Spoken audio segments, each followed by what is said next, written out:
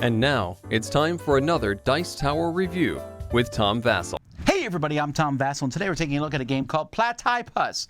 It's Platypus, actually, but it's a really weird way to show how this name on the cover there. But this is a party game. It's a cooperative party game from Phil Walker Harding, who has published a lot of games these days.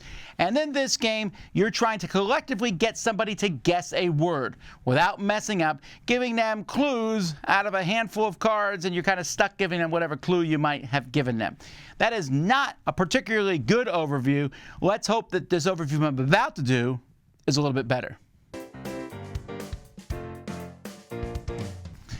At the beginning of the game, you're going to place 8 noun cards around here, each corresponding with one of these numbers out of 120, and then you're going to make a little pile of 3 cards in the reserve here.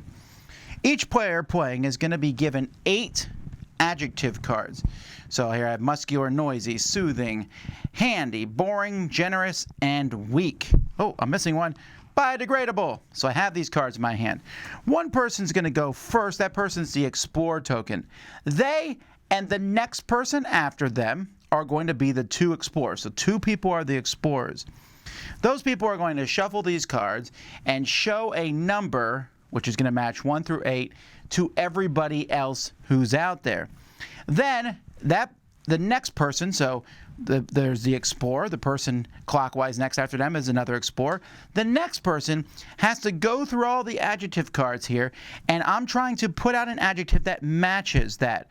So in this case, 7, a punching bag. I want to show something that a punching bag has that more so than other stuff out here. Ooh. I wonder if so muscular, maybe muscular will work because muscles use it, but maybe handy, but because I don't know. So let's say I put out handy. So I put out handy. Now both of the explorers, they'll talk together, but nobody else can talk.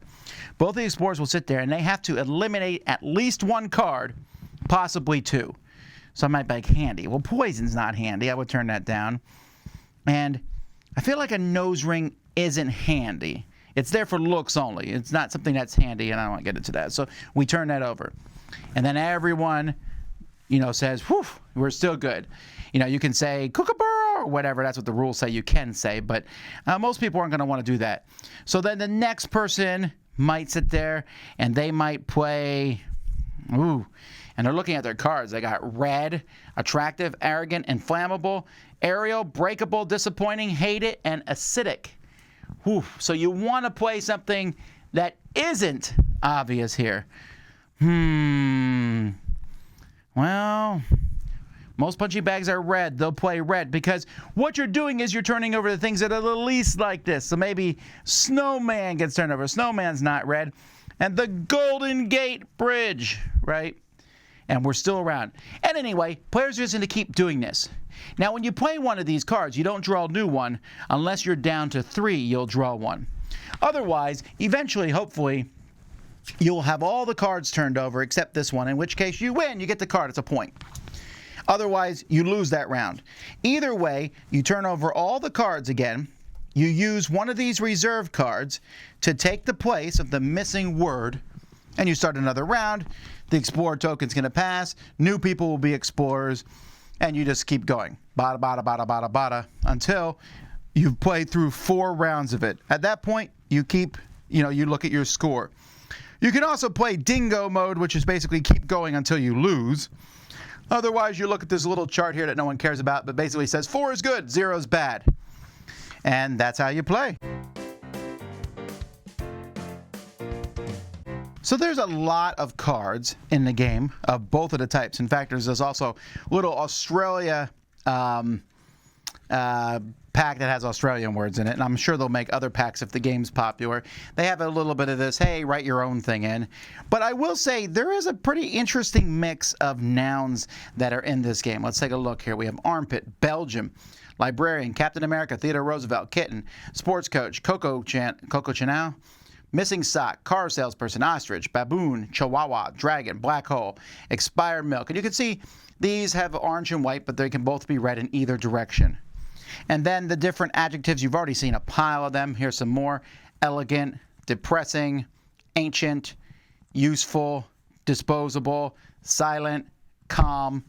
So there's a lot of different things like that. The board itself is fine, although honestly they should have made this board bigger. You're supposed to be putting cards at it. I guess you could put them this way. That just seems weird. It's just kind of a weird way to lay out the cards like that. I mean, the board, it even shows you to lay them out the way I did, but there's not as much space there as you might think. Meh, whatever.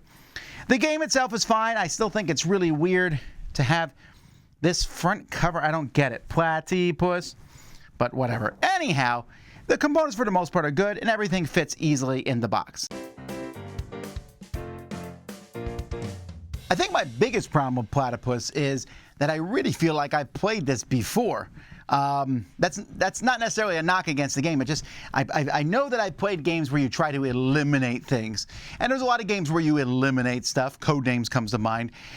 This here is a cooperative game, which means in essence it's a cooperative experience. Now don't get me wrong, it's not just an experience. You're literally trying to not mess things up, and you're gonna complain because you're gonna sit there and say, I don't have the clues. I'm going to put this out because Santa Claus is definitely noisier than Theodore Roosevelt and the Titanic. But, you know, there's all kinds of things that you're going to sit there and argue about. And the thing about this game is there's this tension. So even if you're playing with the bottom play count, which is 3, there's always 2 people talking. What do you think about this? Yes, that. And the one person has to sit there and go, you can't do anything. You can't say anything. You can't blink. You can't give any information to people. But you sit there and think, how can you think that? Don't say that. Don't do that. And it's funny. It's a funny thing, but it's tense. When you turn those cards over and you're like, how did we do? And all the clue givers go, you're fine. Or, you messed up. But always in this case, it's the clue giver who's blamed. And then the clue giver goes, but I only had these cards, and you say you should have played that one. This is not a very long game. It says on here 30 minutes. We're talking, that's pretty accurate. It might even be a little bit shorter than that, unless you play the one where you keep going till you mess up, which is a way to play the game in and of itself. I think that would be my preferred way. Like, let's see how far we can get. And even if you want to keep playing, we messed up. Okay, let's start over. Now let's see how far we can get. How many can we get in a row? You could also make the game harder by giving everyone a smaller hand of starting cards, like say 7. The rules mention that. This is a very basic game. It's very simple. The hardest thing I think to explain is when you put out that clue card and you say, okay, this clue card refers to the word we don't want you to turn over. So that's a little backwards. I almost rather the clue card be like, this is just the opposite. Like, it's not this. It's not this. But it is this. But you're turning over cards that are that. It's kind of just a roundabout way of thinking. But again, this is kind of an easy, almost mass market style party game, which I wouldn't, just come to expect from Phil Walker Harding. That's the kind of game he does. So I don't think this one's going to start the world on fire. It's not going to be like one of the best party games you've ever played, but I think it is a nice, fun, entertaining one and worth checking out. So that's Platypus. I'm Tom Vasel. You've been watching the Dice Tower. Dice Tower judgment approved.